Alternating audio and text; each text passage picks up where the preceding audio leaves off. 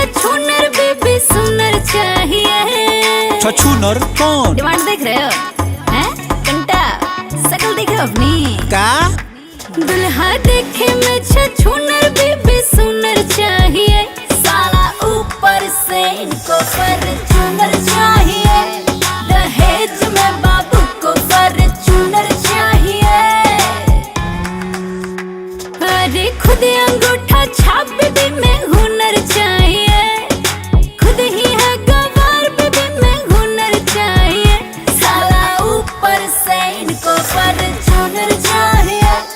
दहेज में बाबू को फॉर्च्यूनर चाहिए।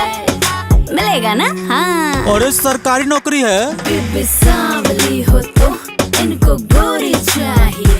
अगर गोरे मिल गए तो सेंस ऑफ ह्यूमर चाहिए। भले खुद अंगूठा छाप और एडवांस चाहिए। अब खुद फेल हो मैट्रिक में पर बीबी चाहिए। देख रहे हो पकड़े से कौन फेल है, हैं?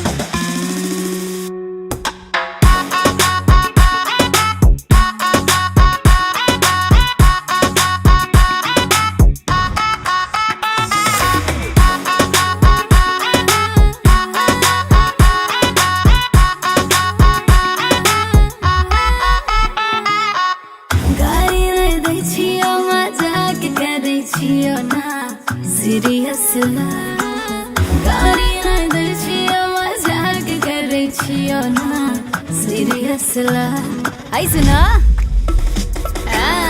दुल्हा के दीदी तो खिलाड़ बिया। वाह वाह वाह। दुल्हा के माई तनिक अनाड़ी बिया। ओफो। दुल्हा के बड़की दीदी रील बनावे। दुल्हा के छोटकी बहन डील करावे। दुल्हा के पूरा खानदान साला हिला है। बहिनी के यार साला पूरा गांव जिला है। यही से दुल्हा के मुंह बाटे लौटल। देखा देखा और देखो, अरे कैसे भेजा सटकर। अरे अरे अरे अरे गुस्सा काहे रहे हो?